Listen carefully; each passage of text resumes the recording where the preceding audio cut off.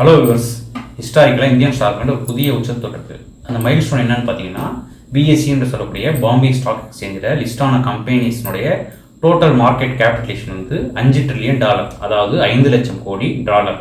இதோட ஹிஸ்ட்ரியை பார்த்தீங்க அப்படின்னு பார்த்தீங்கன்னா 2007 முதல்ல 1 லட்சம் கோடி டாலர் அளவுக்கு தொட்டுச்சு. அடுத்து 10 வருஷம் 2017ஆம் ஆண்டில் $2 ட்ரில்லியன், அதுக்கடுத்து 4 வருஷம் 2021ஆம் ஆண்டு $3 ட்ரில்லியன், அதுக்கப்புறம் 2023ஆம் ஆண்டு 2 வருஷத்தில் $4 ட்ரில்லியன், அதுக்கடுத்து 117 நாளில் $5 ட்ரில்லியன் அளவு தொட்டிருக்கு.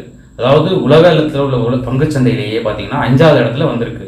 டாப் 5 யார் யார் இருக்காங்க அப்படின்னு பார்த்தீங்கன்னா, ஃபர்ஸ்ட்டு யூஎஸ், அடுத்து China, 3rd Japan, 4th ஹாங்காங்கு, 5th பிளேஸில் இந்தியா வந்திருக்கு.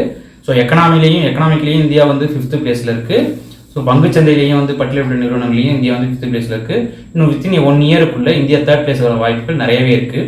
இந்திய பங்குச்சந்தையில் இன்னும் நிறைய கம்பெனிஸ் அன்லிஸ்டடாகவே இருக்குது, அது அவங்களுக்கு லிஸ்ட் ஆகாமல் இருக்குது. ஸோ இதெல்லாம் லிஸ்ட் ஆனிச்சுன்னா இந்திய பங்குச்சந்தை எவ்வளோ இன்னும் எங்கேயும் மேலே ஏறி போயிடும்.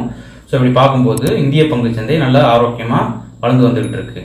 அதுக்கப்புறம் பார்த்தீங்கன்னா எலெக்ஷன் ரிசல்ட்ஸ் வரப்போகுது. எலெக்ஷன் ரிசல்ட்ஸ் வந்தால் என்ன ஆகும் பங்குச்சந்தை அப்படின்னு பார்த்தீங்கன்னா, மேலே போகுமா கீழே போய் இறங்குமா அப்படின்னு பார்த்தீங்கன்னா, பொதுவாகவே எலெக்ஷன் ரிசல்ட்ஸ் வர்றப்ப பெரிய அளவுக்கு அந்த டைமில் தான் இருக்குமே தவிர லாங் டேர்மில் மார்க்கெட் வந்து மேலே தான் போகும். அதை நீங்கள் 90ஸ்லேருந்து பார்த்தீங்கன்னா 90ஸ்ல கிட்டத்தட்ட வந்து எல்பிஜின்றது லிபரலைசேஷன், பிரைவேடைசேஷன், குளோபலைசேஷன் கொண்டு வந்தாங்க. அப்போ யார் கொண்டு வந்தாது பார்த்தீங்கன்னா, அப்போ வந்து நரசிம்ம ராவ் வந்து பிரதம மந்திரியாக இருந்தார்.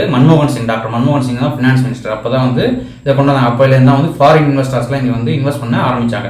அதுக்கு பிறகு வந்து பிரைம் மினிஸ்டர்ஸ்லாம் பார்த்தீங்கன்னா சந்திரசேகர் ராவ் இருந்தார், அதுக்கு பிறகு வந்து வாஜ்பாய் இருந்தார், அதுக்கப்புறம் மன்மோகன் சிங், அதுக்கப்புறம் வந்து நரேந்திர மோடி. ஸோ இப்படி எந்த பிரதமர் இருந்தாலும் எல்லாருமே சேம் எக்கனாமிக் பாலிசி தான் போயிட்டு இருக்காங்க. எல்லாருமே வந்து ரைட் விங் எக்கனாமிக் பாலிசி தான் இருந்தாங்க. 2004 மையமாக பார்த்தீங்கன்னா 2004 அரௌண்ட் 65 எம்பிஸ் வந்து லெஃப்ட் பார்ட்டிஸ் இருந்தாங்க. அப்படி இருக்கும்போது கூட அவங்க வந்து இதெல்லாம் அப்போஸ் பண்ணுறவங்க, அவங்க வந்து பிரைவேடைசேஷன் இதெல்லாம் அப்போஸ் பண்ணுறவங்க.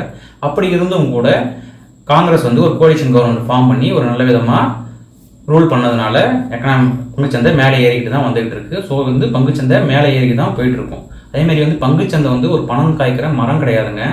பங்குச்சந்தை வந்து எப்படி பொருளாதாரம் இருக்குது, எப்படி வந்து ப்ரொடக்ஷன்ஸ் இருக்குது, இது மாதிரி பல கிரைட்டீரியா வச்சு பங்குச்சந்தை நாளுக்கு நாள் வந்து வளர்ந்துக்கிட்டே வரும். எல்லாமே இன்வெஸ்டர்ஸை மையப்படுத்தினது தான் பங்குச்சந்தை. ஸோ வந்து நம்ம வந்து keep investing, stay investing, long term investing, இந்த ஒரு தாட்ஸ் இருந்துச்சுன்னா நமக்கு ஒரு நல்ல ஃப்ரூட்ஃபுல் ரிட்டர்ன்ஸு கண்டிப்பாக மார்க்கெட்லேருந்து நமக்கு கிடைக்கும். ஸோ இந்த வீடியோ பிடிச்சிருந்தா லைக் பண்ணுங்கள், ஷேர் பண்ணுங்கள், டவுட் ஏதாவது கமெண்ட் செக்ஷனில் கமெண்ட் பண்ணுங்கள், மறக்காமல் சப்ஸ்கிரைப் பண்ணுங்கள். பாய் வியூவர்ஸ், மேலும் மற்றொரு வீடியோவில் உங்களை பார்க்குறேன்.